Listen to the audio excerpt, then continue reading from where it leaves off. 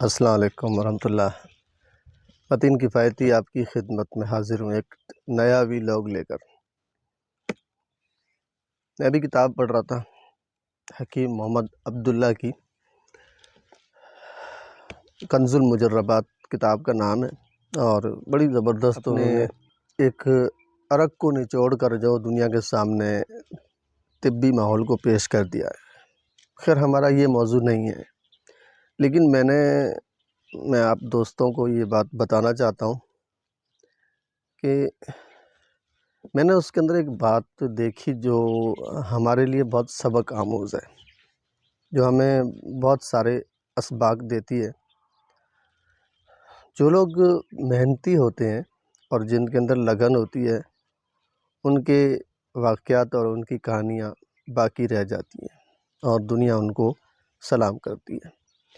یہاں پر میں کسی بڑے آدمی یا کسی ایسے شخص کی بات نہیں کر رہا جو بہت زیادہ مشہور ہو یا اس نے کوئی زیادہ کمالات ایسے کیے ہوں جن کو دنیا دیکھ رہی ہو، بلکہ میرا ان کے اس جو چیپٹر میں نے ان کا پڑھا تو اس کے اندر جو انہوں نے بات کہی ہے نا، وہ بڑی زبردست بات کی ہے۔ ہمیں بھی غور کرنا چاہیے کہ ہمارے اندر بھی یہ اوصاف پیدا ہونے چاہیے۔ جب یہ ایٹیٹیوڈ لے کر ہم، معذرت چاہتا ہوں، لے کر دنیا کے سامنے اگر ہم رہیں تو یقین مانیے کہ آدمی معتبر تو ہوتا ہی ہے، لیکن اس کے اندر ایک خالص جو ہے اعتماد بھی پیدا ہوتا ہے۔ وہ اپنی محنت بھی کر رہا ہوتا ہے اور اپنی زندگی جی بھی رہا ہوتا ہے صحیح طریقے سے اور چل بھی رہا ہوتا ہے۔ اس کے ساتھ ساتھ پھر وہ اپنے کام کو ایسا انجام دے رہا ہوتا ہے کہ جس کے جو ہے مثالیں پھر دنیا میں دی جاتی ہیں۔ لہذا میں جس بات کے اوپر میں نے غور کیا مجھے بڑی عجیب لگی، اور میں سوچ رہا تھا کہ آج اسی چیز کو موضوع بحث بنایا جائے۔ وہ کسی اپنے والد محترم کے کسی خادم کے بارے میں بات کرتے ہیں۔ ان کا کوئی نسخہ تھا، وہ مجھے ذہن میں نہیں ہے، انہوں نے وہ پیش کیا کہ وہ یہ نسخہ ان کا دیا ہوا ہے، اس لیے میں بڑے احترام سے ان کا نام لے کر پیش کر رہا ہوں، اور ان کی خصوصیات بھی میں جو ہے بتا دوں کچھ، تاکہ لوگوں کو پتہ چلے کہ وہ کیسے آدمی تھے اور کتنے نیک دل اور اچھے انسان تھے۔ سب کو ایسا بننا چاہیے، سب کو اسی طرح محنت کرنی چاہیے۔ جب آدمی کچھ ڈھنگ سے کرتا ہے تو واقعی میں دنیا اس کو دیکھتی ہے۔ تو کہتے ہیں کہ ہم نے وہ جو خادم تھے ان کے بارے میں بتاتے ہیں، یہ کوئی کہانی نہیں ہے لیکن ایک سبق ہے ہمارے لیے اس کے اندر۔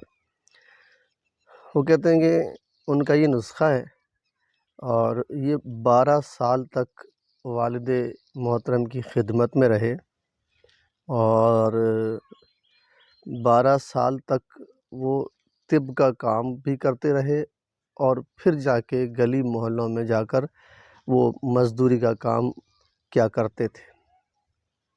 راج مستری کا کام وہ ان کی ہیلپر کے طور پر وہ کام کیا کرتے تھے، اور اپنا گزر بسر اسی سے تقریباً چلا رہے تھے۔ حکمت بھی خدمت کرتے تھے حکمت کی، اور اس کے ساتھ ساتھ یہ بھی کام کرتے تھے۔ پھر انہوں نے کہا کہ ان کے اندر ایک اور خصوصیت تھی کہ اگر وہ میں نہ بتاؤں تو وہ یہ بات بیکار ہو جائے گی۔ انہوں نے بتایا کہ انہوں نے 12 سال تک جو ہے اذان ایک بھی مس نہیں ہونے دی، یعنی ضائع نہیں کی، برابر وہ اذان دیتے رہے۔ حالانکہ اس وقت اتنا معمول نہیں تھا، کوئی نہ تو زیادہ گھڑیاں، نہ اتنے کوئی ریڈیو وغیرہ موجود تھے، نہ ہی یہ جیسے آج کل ہم لوگ جس دور میں جی رہے ہیں کوئی موبائل وغیرہ، یہ بھی سب نہیں تھا۔ لیکن پھر بھی کتنا عجیب مسئلہ ہے نا کہ انہوں نے کبھی کوئی منٹ ضائع نہیں کیا، وہ کوئی وقت ضائع نہیں کیا، وہ وقت پر آتے تھے اور اذان دے کر جاتے تھے۔ تو یہ ان کی طرف سے ایک ہمارے لیے سبق ملتے ہیں، 2 سبق ہیں۔ ایک تو یہ ہے کہ ہمیں کسی کام کو چھوٹا نہیں سمجھنا چاہیے، کوئی بھی کام کرو اس کے ساتھ پھر دوسرا کام اگر ہمیں کرنا پڑ جائے اس کو بھی کر لیا جائے، کوئی مسئلہ نہیں ہے۔ محنت لگاتار ہونی چاہیے، ایک کام اس کے ساتھ دوسرا کام بھی کر لیا جائے، کوئی حرج نہیں ہے۔ پھر اس کے ساتھ ساتھ انہوں نے اپنے خالق کو وہ نہیں بھولے۔ اب ہم کرتے کیا ہیں؟ میرا زیادہ بڑا مقصد یہ ہے کہ ہم دنیا کے اندر ساری محنتیں کرتے ہیں، لیکن ہم جب چلنے پھرنے اور کمانے کے لائق ہوتے ہیں تو اس وقت پھر ہم سے جو چیزیں ہم کو اپنے رب سے جوڑ رہی ہوتی ہیں ان کو ہم ترک کر دیے ہوتے ہیں، ان کو چھوڑ دیتے ہیں۔ تو یہ بڑا المیہ ہے۔ اس لیے ہمیں دیکھو، انہوں نے مزدوری ہے پلس میں حکمت کا کام کر رہے ہیں، پھر بھی وہ اذان 12 مہینے 5 ٹائم کی اذان دے رہے ہیں، معمولی بات نہیں ہے۔ یہ وہ اسلاف ہیں جنہوں نے ہمارے پیچھے جو نا واقعات چھوڑے ہیں۔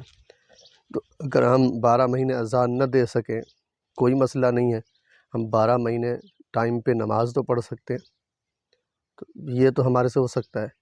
تو یہ ہم کر سکتے ہیں۔ محنت اور مشقت دو چیزیں ہیں کہ آدمی اپنا کام کرے، اپنی محنت کرے، اس کے ساتھ ساتھ اپنے مالک کو بھی نہ بھولے، تو یہ اس کے لیے بہت زیادہ بہتر